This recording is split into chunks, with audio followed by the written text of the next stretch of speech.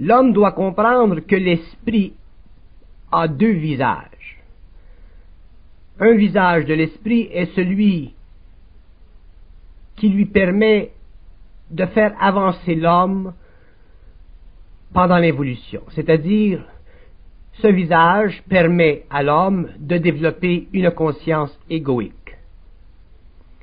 Ensuite, l'esprit possède un autre visage, celui qui lui permet de fusionner éventuellement avec l'homme, d'où l'évolution. Donc, dans le travail de l'esprit, il y a deux phases, l'involution et l'évolution, et les lois de l'esprit concernant l'évolution sont totalement différentes, absolument différentes des lois de l'esprit concernant l'évolution. Pendant l'évolution, l'esprit se sert de la forme, colore la forme créée par l'antimatière pour que l'homme puisse développer une conscience mentale. D'où la tendance naturelle chez l'être humain de croire l'esprit, de croire son esprit. Mais lorsque l'homme entre dans l'évolution et que la forme ne doit plus servir à son évolution, que la forme ne doit servir qu'à la génération sur le plan matériel de l'énergie de l'antimatière, l'homme entre dans une nouvelle phase, celle de ne pas croire l'esprit. Et ceci est très difficile parce que l'esprit étant réel, l'esprit étant de la lumière, l'homme a tendance naturelle à se fier à lui. Et c'est ici que nous découvrons la nature de la nouvelle évolution de l'homme, la nature de la volonté réelle de l'homme, lorsque ce dernier a compris ces deux visages de l'esprit. L'homme doit un jour reconnaître que l'esprit est une réalité prépersonnelle, que l'esprit ne possède pas de caractéristiques humaines, que l'esprit ne fait qu'un travail qui est à la mesure de son évolution et de son statut universel et cosmique. Si l'homme apprend à comprendre et à réaliser ceci, il verra que pendant l'évolution, l'esprit a fait envers lui, à travers lui, de grandes choses, et il verra que pendant l'évolution, l'esprit fera avec lui de grandes choses. Mais l'homme, pendant l'évolution, devait être servi par l'esprit à travers lui. Et demain, l'homme ne pourra plus vivre de l'esprit à travers lui, mais il devra vivre de l'esprit avec lui. Et il y a une très grande différence entre à travers et avec. À travers veut dire que l'homme devait être assujetti à la forme. Et avec veut dire que l'homme utilisera la forme, l'énergie dans la forme, et ne sera plus assujetti à elle, donc ne sera plus assujetti à l'esprit qui se sert de la forme pour communiquer avec lui. C'est pour ça que pendant l'évolution, l'homme développera ce que nous appelons la volonté cosmique, c'est-à-dire le pouvoir d'établir sur la Terre une loi vibratoire qui coïncidera avec les lois de l'énergie primordiale et qui sera en harmonie avec l'énergie, l'esprit et l'ego de l'homme et l'ego des autres hommes de la Terre. Mais l'homme ne peut pas comprendre certaines choses tant qu'il n'est pas arrivé à un certain point d'évolution. Il ne peut pas comprendre qu'est-ce que c'est de la volonté cosmique tant qu'il n'a pas réalisé pleinement le mécanisme de la forme utilisée par l'esprit en lui pour lui donner une impression quelconque. L'homme ne doit pas vivre de l'impression que crée en lui l'esprit, parce que l'impression que crée en lui l'esprit est toujours une impression utilisée par l'esprit pour développer dans l'homme le canal qui éventuellement servira au passage de l'énergie de l'antimatière. Donc l'homme doit se corriger de son attitude millénaire de croire dans l'impression de l'esprit. Même si cette impression lui semble plausible, l'homme doit être capable d'être suffisamment lucide pour voir à travers la forme, à travers l'impression qu'elle crée dans son mental, sinon il risque de souffrir. Et la présence de l'esprit est tellement grande, sa puissance tellement grande, que si l'homme ne comprend pas ceci, il sera toujours en initiation. Il sera toujours en initiation, consciemment ou inconsciemment. Mais puisque l'homme conscient a une faculté qui lui permet de réaliser certaines choses, il est bon qu'il comprenne que la nouvelle évolution demande que l'être humain récupère tout, c'est-à-dire qu'il récupère toute l'énergie en lui qui, dans le passé, était cachée, empêchée, bloquée par la forme. Lorsque l'homme pourra récupérer instantanément l'énergie en lui, qui auparavant était cachée, voilée par la forme, il pourra, sur le plan matériel, se créer une vie à sa mesure, à sa volonté. Mais s'il ne fait pas ceci, il ne pourra jamais comprendre la nature profonde de son lien avec l'esprit, la nature profonde de son lien avec l'énergie. Donc il ne pourra jamais avoir une conscience pure, c'est-à-dire une conscience qui est capable par elle-même de définir son lien avec l'esprit. Et l'homme doit définir son lien avec l'esprit, sinon c'est l'esprit qui est obligé de définir son lien avec lui.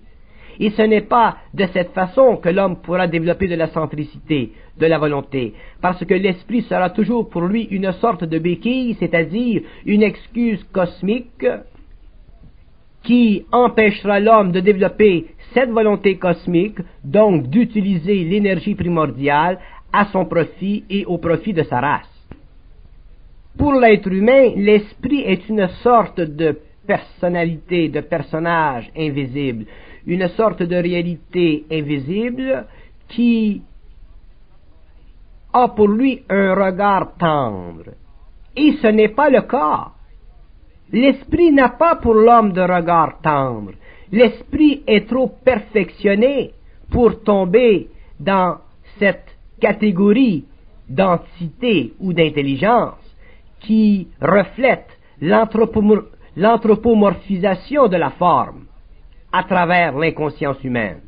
L'esprit n'est pas une projection anthropomorphique de l'homme, l'esprit est une réalité, une entité en elle-même qui possède son propre niveau d'évolution, qui possède ses propres lois et qui travaille dans le cosmos comme l'homme doit travailler dans le cosmos. Donc l'esprit est régi par les lois de son monde, comme l'homme est régi par les lois de son monde. Mais les deux, un jour, doivent être parfaitement harmonisés. Et ceci ne sera possible que lorsque l'homme aura compris une fois pour toutes que l'esprit n'est pas là en lui pour le privilégier, mais que l'esprit est là en lui pour un jour cohabiter parfaitement avec lui afin que les deux puissent travailler d'une façon harmonisée dans des espaces-temps qui aujourd'hui sont encore inhabités et inhabitables. Mais l'homme est un être sentimental à cause de sa spiritualité. Il met dans sa relation avec l'esprit une sorte de parfum, une sorte de couleur, une sorte de sentiment qui n'est pas réel et que l'esprit un jour devra détruire. Et l'esprit le détruira, ce sentiment, en créant chez l'homme à travers la forme une sorte de souffrance qui amènera l'homme à la rébellion, donc qui amènera l'homme à prendre contrôle total de sa vie. Et ce n'est que lorsque l'homme aura pris contrôle total de sa vie que l'esprit sera rendu libre de cette tâche de l'évolution et qu'il pourra commencer à s'occuper d'autres choses avec l'homme sur les plans subtils de sa conscience supérieure. Tant que ceci ne sera pas fait, l'esprit sera aussi esclave de la condition de l'homme que l'homme peut être aujourd'hui l'esclave de la forme utilisée par l'esprit pour son évolution, pour sa préparation ou pour son initiation. Donc l'esprit doit être libéré, et lorsque l'esprit sera libéré, c'est parce que l'homme sera libéré, et l'homme sera libéré lorsque l'esprit sera libéré. Mais pour que l'esprit soit libéré, il faut que l'homme comprenne les lois cosmiques expliquées par des êtres sur la Terre qui ont la capacité aujourd'hui d'expliquer ces lois et de donner à l'homme la facilité, la faculté éventuelle de comprendre les mystères, de comprendre les relations entre l'ego, l'esprit et l'antimatière. L'antimatière, ce n'est pas du chinois. L'antimatière, c'est une énergie qui n'a jamais été rendue créative. Donc, elle est à la base de la formation de toutes les étapes de la création, mais elle doit être rendue créative dans notre cycle sur le plan mental de l'homme, afin de créer une nouvelle mutation, afin de donner à la Terre une race nouvelle. Donc, l'antimatière est une énergie absolue qui doit être un jour parfaitement utilisée par l'homme, mais elle ne le peut l'être que lorsque l'homme aura dépassé son lien spirituel, sentimental avec l'esprit, autrement dit, lorsque l'homme aura cessé d'utiliser l'esprit ou l'énergie ascendante pour son bien-être émotif, égoïque, illusoire, personnel. À partir de ce moment-là, l'homme sera capable d'utiliser l'énergie descendante de l'antimatière et transformer subliminalement, instantanément, chaque instant de sa vie et créer sur le plan matériel de sa vie une condition nouvelle, c'est-à-dire une condition de vie qui fait partie de la maîtrise des forces de la vie, donc qui fait partie de la nouvelle caractéristique de l'homme nouveau d'être un maître de la vie, un maître dans la vie, un maître de sa vie.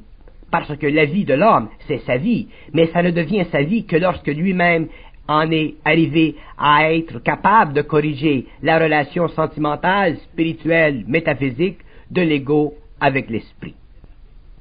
Il est évident que l'esprit est très intelligent. Pourquoi? Parce que c'est l'esprit qui colore la forme. Donc, l'intelligence de l'esprit est toujours au-dessus de l'intelligence de l'homme, parce que dès que l'esprit colore la forme, la coloration de la forme devient l'intelligence de l'homme. Mais lorsque la forme ne sera plus colorée par l'esprit, parce que l'homme aura compris les lois de l'énergie, que l'homme aura compris les lois de la volonté, qui décolore la forme et rendre la forme au service de l'homme, au lieu qu'elle soit au service de l'esprit pour l'évolution ou la préparation, à ce moment-là, il y aura un équilibre entre l'esprit et l'homme. Il y aura un équilibre entre l'intelligence de l'esprit et l'intelligence de l'homme. Et c'est là que l'homme pourra commencer à comprendre les mystères. C'est là que l'homme pourra voir à travers les mystères, à travers les voiles qui les cachent. C'est là que l'homme comprendra réellement la vie et parfaitement la vie, et qu'il pourra utiliser l'énergie de l'antimatière pour créer. Donc la volonté cosmique, c'est le passage de l'énergie de l'antimatière sur le plan mental, à travers la tombe mentale de l'homme. Lorsque l'homme aura compris cet état d'esprit, cet état de puissance, cet état d'être, il pourra actualiser sur la terre les forces qui seront harmonisées à la forme que voudra bien lui présenter l'esprit en fonction d'un plan évolutif futur. À ce moment-là, la forme servira l'homme. Il ne sera plus assujetti à elle. Elle servira l'homme parce qu'elle sera remplie, habitée par l'esprit. Et lorsque l'esprit habitera la forme, il sera possible à l'homme de faire des choses qui, aujourd'hui, lui semblent être totalement indépendantes de sa volonté. L'être humain ne peut pas être heureux sur la terre s'il utilise ou tant qu'il utilise l'énergie ascendante de l'esprit, parce qu'il est toujours en voie de préparation, il est toujours en voie d'évolution, d'initiation. L'être humain, pour qu'il soit heureux sur la terre, pour qu'il soit parfaitement bien dans sa peau, ne doit pas avoir de compte à rendre, ou ne doit pas avoir à fonctionner, ou à vivre, ou à agir en fonction de l'esprit. Il doit agir en fonction de sa capacité d'établir ou de faire descendre sur le plan matériel la volonté, sa volonté réelle, c'est-à-dire d'actualiser l'énergie de l'antimatière. Il n'y a pas de problème avec l'actualisation de l'énergie dans le centre mental de l'homme. Il n'y a pas de problème moral, il n'y a pas de problème de bon ou de pas bon, de vrai ou de faux, puisque l'homme ne peut pas faire la synthèse de l'antimatière tant qu'il n'est pas complètement libre de la dualité de la forme, tant qu'il n'a pas une conscience cosmique. Donc, les problèmes de moralité, les problèmes de réalité psychosociale vis-à-vis de la nature de l'action n'existent plus pour lui. Il est impossible à un être qui est conscient, à un homme qui est maître des forces de la vie, de travailler contre l'évolution, car il est naturellement en harmonie avec l'antimatière, l'esprit et lui-même. Donc, il peut travailler, il peut vivre, il peut créer d'une façon libre, d'une façon qui est cohérente et d'une façon qui est harmonieuse avec le plan de l'évolution, avec le plan de la création. C'est à partir de ce moment-là qu'il ne souffre plus de la polarité. Donc, c'est à partir de ce moment-là qu'il est bien dans sa peau, parce qu'il n'a plus à s'inquiéter d'agir d'une façon ou d'une autre qui soit, semble-t-il, anti-homme, anti-racial ou anti-esprit. Par le passé, l'esprit a situé l'homme vis-à-vis le cosmos, selon les formes qui pouvaient être utilisées en fonction de l'équilibre, en fonction du statut psychologique de l'homme. Dans l'avenir, l'homme se définira par lui-même. Ceci veut dire que l'homme, dans l'avenir, pourra par lui-même définir les conditions de la gestion de l'énergie de l'antimatière dans son mental. C'est l'homme lui-même qui établira sur le plan matériel les lois de l'évolution. Ce ne sera plus l'esprit, puisque l'esprit sera dans une autre fonction.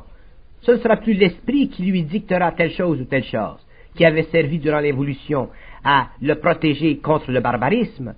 L'homme aura dépassé ce stage. Donc ce sera l'homme qui prendra la relève.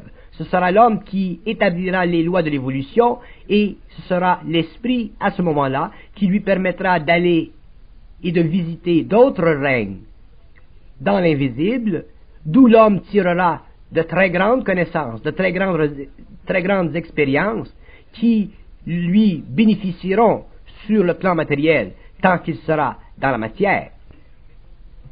Il existe dans l'homme une sorte de crainte profonde, subtile, spirituelle, de ne pas être en harmonie avec son esprit.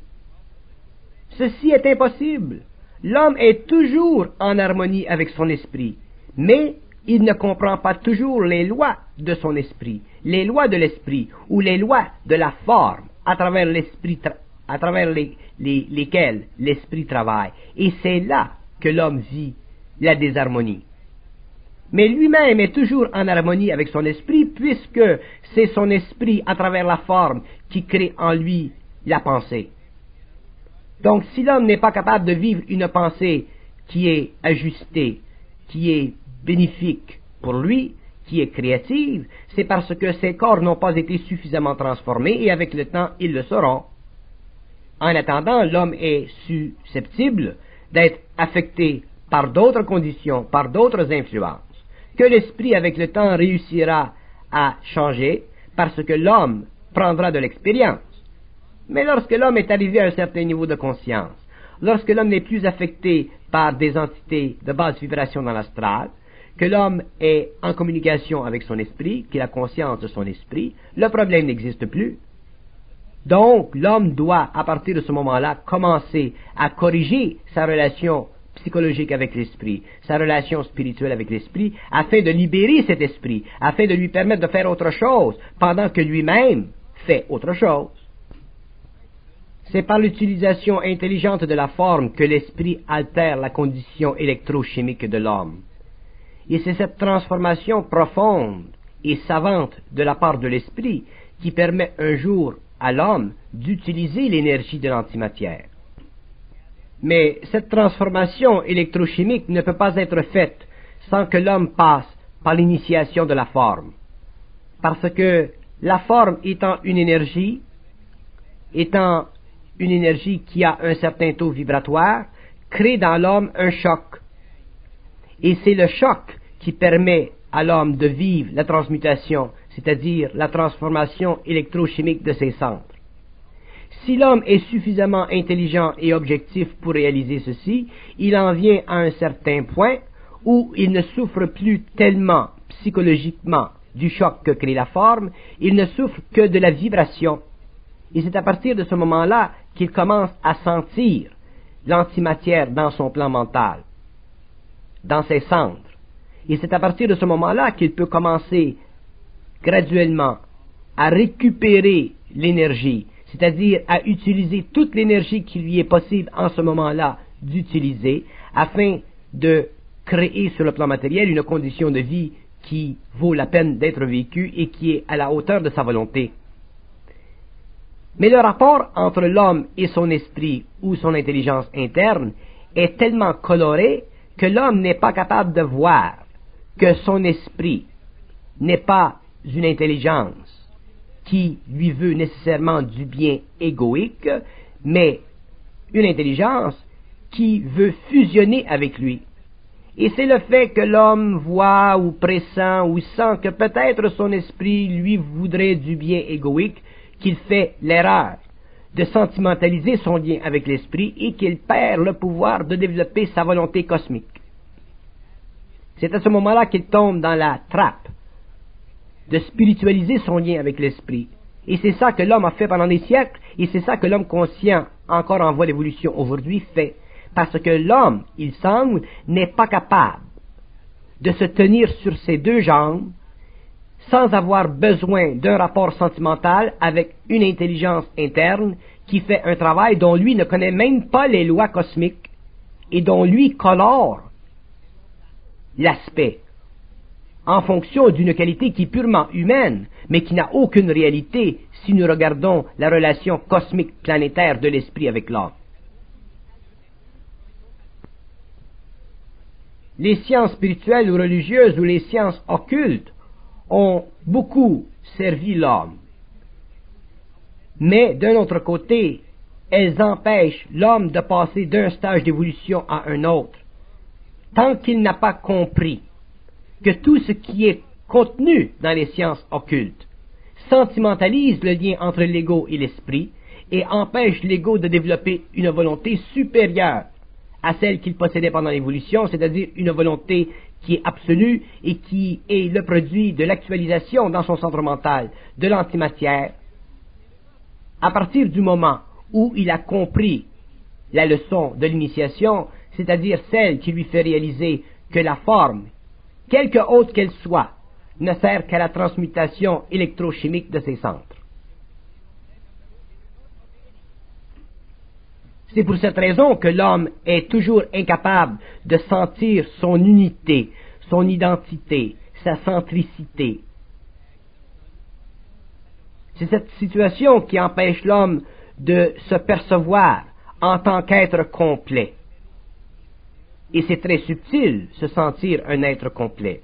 Nous avons l'impression spirituelle que se sentir un être complet équivaut à participer psychologiquement avec une conscience de l'esprit. Lorsqu'en fait, se sentir un être complet représente la concentration dans le mental d'une énergie qui passe à travers tous les plans de l'homme et qui unifie tous ces plans une fois que l'homme a compris le travail cosmique de l'esprit et qu'il n'est plus lié sentimentalement à cette activité. L'intelligence créative est à l'esprit dans l'homme ce que la volonté créative est à l'homme dans l'esprit. Ceci est important. L'intelligence est à l'esprit ce que la volonté est à l'homme. Et l'homme a besoin de l'intelligence de l'esprit et l'esprit a besoin de la volonté de l'homme pour actualiser sur la terre l'énergie de l'antimatière à partir du centre mental de l'homme pour créer une nouvelle civilisation. Donc ce n'est pas tellement l'intelligence sous sa forme de connaissance qui est importante à l'homme, c'est sa volonté. Une fois que l'homme est suffisamment évolué pour voir à travers la forme, à ce moment-là, l'intelligence de l'esprit lui sert. Car à ce moment-là, il ne peut plus être piégé par la forme utilisée par l'esprit pour son perfectionnement.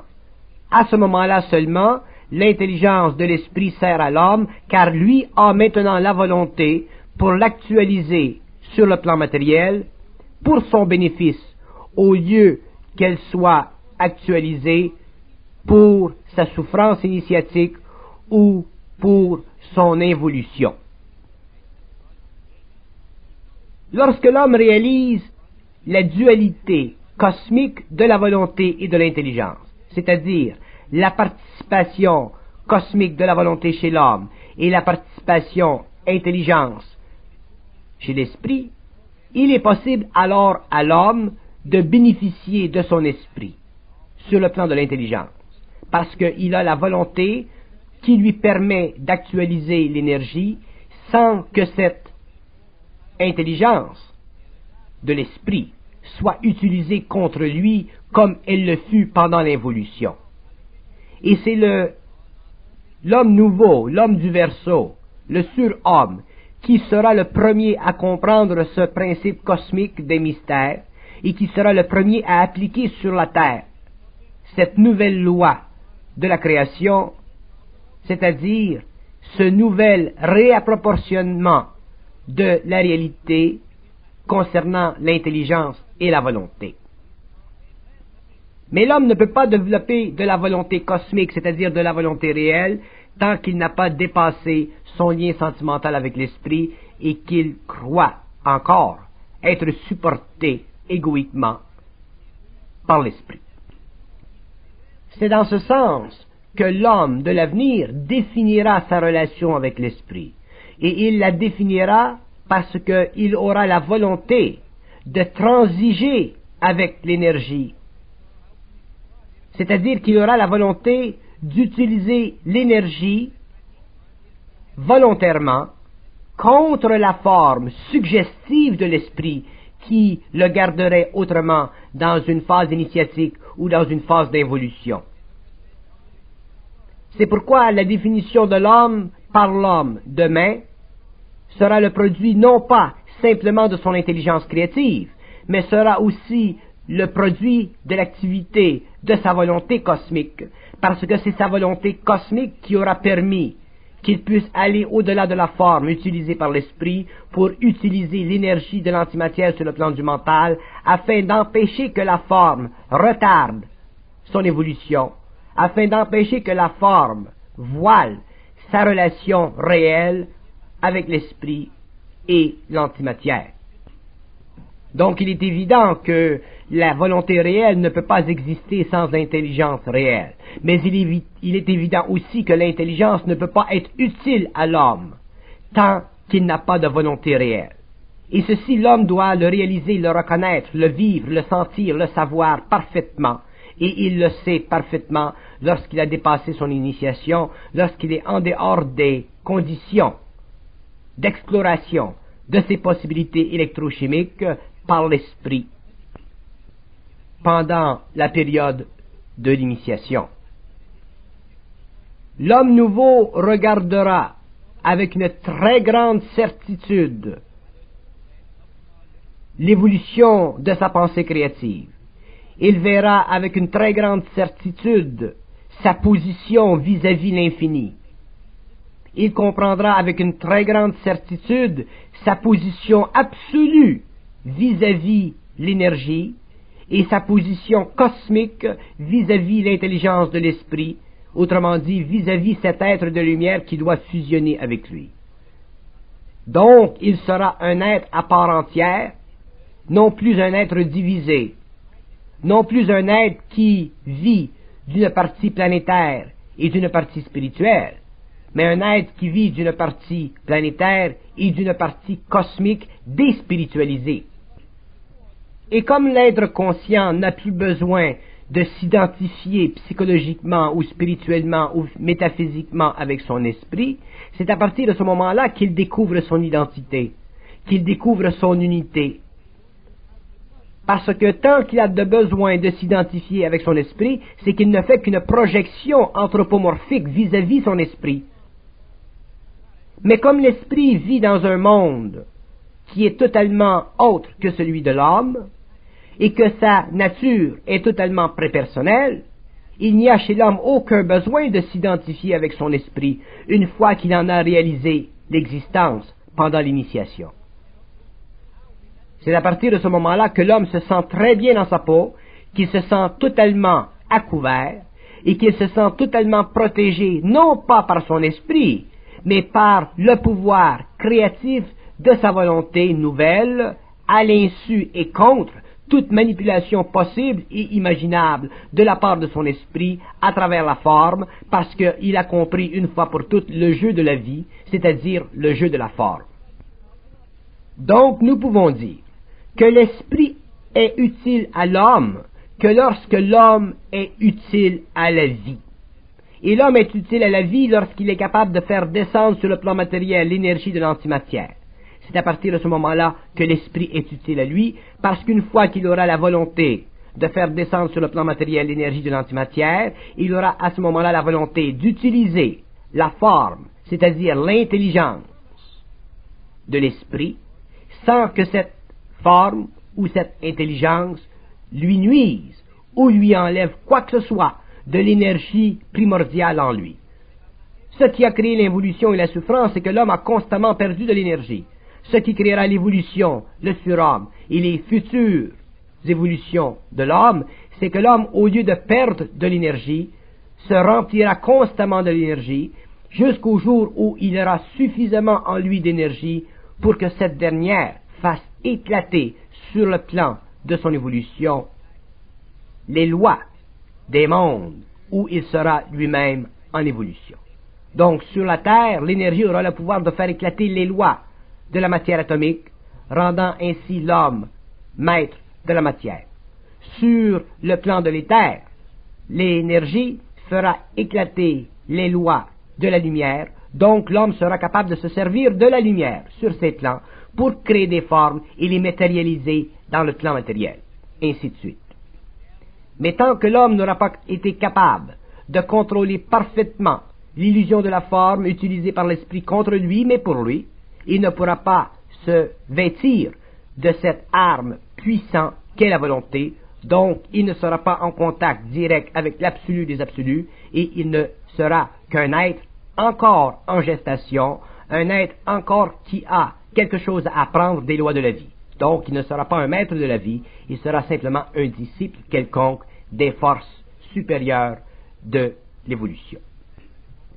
Être un être humain, demain, ne sera plus une condition de vie, ce sera un privilège de vie.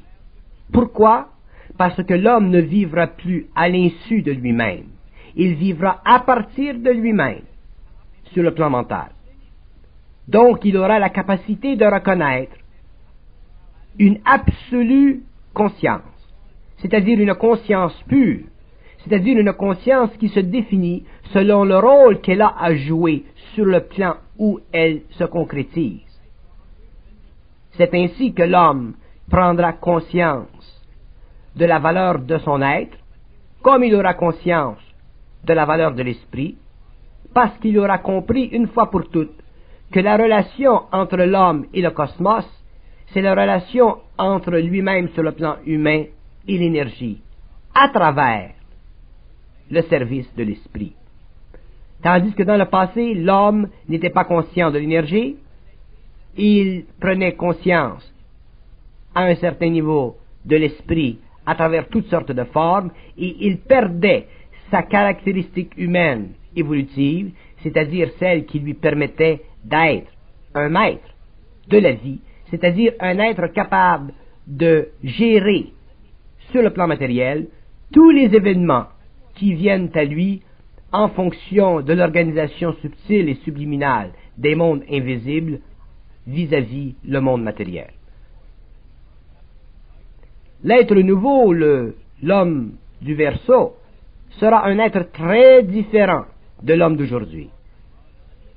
Il sera capable de réaliser ce que l'homme de l'évolution n'a pu que rêver spirituellement, ce que l'homme de l'évolution n'a pu qu'imaginer. Mais il ne peut atteindre cette conscience gratuitement, parce qu'il possède énormément de mémoire, il possède énormément de sentiments dans sa mémoire, et il est infailliblement un être naïf. Et cette naïveté, qui est la sœur de son ignorance, devra être éliminée de sa vie afin qu'il puisse prendre contrôle de son énergie interne et d'actualiser sur la Terre le plan d'évolution selon son degré de conscience, selon son rapport avec l'esprit et selon le travail qu'aura fait l'esprit à travers la forme sur le plan mental, dans l'actualisation de l'énergie, c'est-à-dire dans le développement de son canal. Donc nous reconnaissons l'être du Verseau comme un être ressuscité, un homme nouveau, un homme qui n'a plus sa place dans les archives évolutives de l'humanité.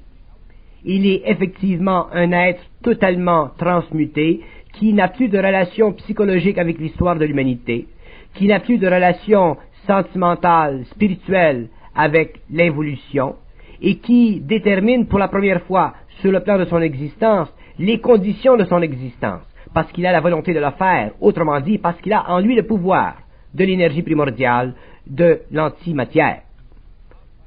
Cet être nouveau ne coïncide plus avec la cinquième race racine, il fait partie d'une nouvelle race. Donc il y a une séparation totale entre ses anciennes habitudes et ses nouvelles possibilités.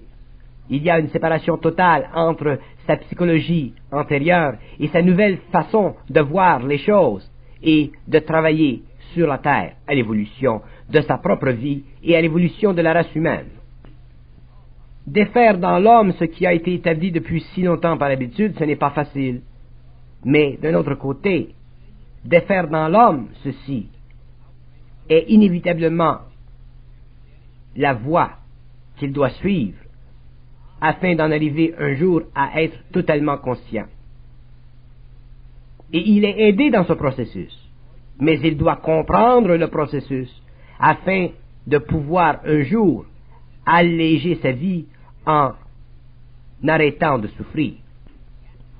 C'est pourquoi nous considérons la volonté la plus importante qualité de l'homme, le plus grand de ses outils. Car nous savons que s'il a de la volonté, l'intelligence viendra naturellement à lui et il en bénéficiera. Mais s'il n'a pas de volonté, cette intelligence sera utilisée à travers la forme et lui, au lieu d'en bénéficier, en souffrira. Mais l'homme aujourd'hui cherche plutôt la connaissance, comme dans le passé d'ailleurs. Pourquoi? Parce qu'il est insécure avec lui-même. C'est l'insécurité dans l'homme qui le mène à rechercher la connaissance. Et pourtant, ce n'est pas la connaissance qu'il a de besoin. C'est la volonté qui naît de sa compréhension des lois vibratoires de la forme, des lois de la forme, de son rapport avec l'esprit. Et ceci lui est expliqué par certains hommes sur la terre qui ont déjà passé par cette expérience, afin que l'homme n'ait pas à perdre trop de temps dans l'exploration subtile et vibratoire de sa connexion avec l'esprit. Donc l'être aujourd'hui, l'être en évolution, possède déjà les clés d'évolution. Il a déjà tout le matériel nécessaire pour comprendre sa relation avec son esprit, afin que descende sur la terre, non pas seulement la conscience supramentale, non pas seulement la pensée supramentale, mais que descende sur la terre la volonté cosmique de l'homme. La pensée supramentale est une chose, elle fait partie de la liaison entre l'esprit et l'homme. Mais la volonté cosmique de l'homme est une autre chose, et nous n'avons pas suffisamment parlé de cet aspect de l'homme nouveau. Car c'est cet aspect de l'homme nouveau qui permettra à la pensée supramentale d'être bénéfique, d'être utile à l'homme.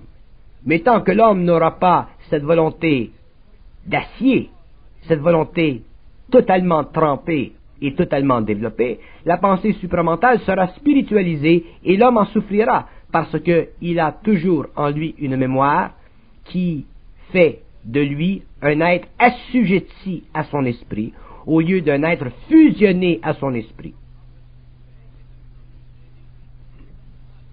L'homme peut facilement dire que la force soit avec toi. Ça, c'est une chose. Mais l'homme devra un jour dire que la force qui est avec toi soit contrôlée par toi. Parce que si l'homme ne contrôle pas la force en lui, elle sera utilisée contre lui à travers la forme par l'esprit jusqu'au jour où l'homme aura compris les lois cosmiques de l'évolution, jusqu'au jour où l'homme aura réalisé que la force, c'est-à-dire la manifestation de l'antimatière à travers ses centres, est une force qui ne peut être contrôlée par lui que lorsque lui-même a contrôlé le pouvoir de la forme utilisée par l'esprit contre son mental, contre son ego, contre son émotion, pour la transmutation de ces mêmes principes. L'homme a été trop baigné dans le passé pour qu'aujourd'hui ne se crée pas dans sa vie, ou dans la vie de la terre, ou dans la vie de sa race, une nouvelle conscience. L'homme ne peut plus, lorsque nous parlons de l'homme, nous parlons de l'homme, de l'initié. L'homme ne peut plus, demain, vivre des mêmes conditions qu'il a connues auparavant, car il y a aujourd'hui sur la terre trop de connaissances, et ce n'est que le début.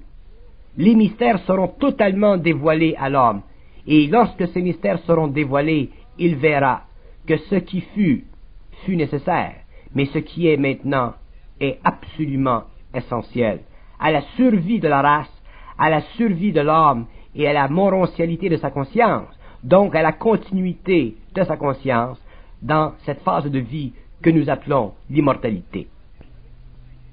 L'homme ne peut plus perdre de temps à être embêté par la forme utilisée par son esprit. L'homme doit commencer à réagir. L'homme doit commencer à regarder de plus près sa relation avec son esprit.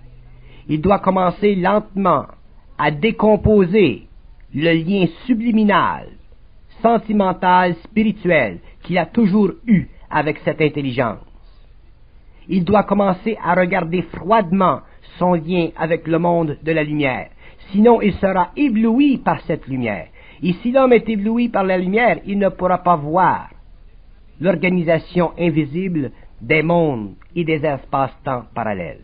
Il n'aura pas la vision, car il ne pourra pas utiliser ce qui est en lui et à son service, c'est-à-dire le pouvoir de l'esprit, c'est-à-dire la capacité à l'esprit de lui faire voir ce qui dans le passé a toujours été impossible.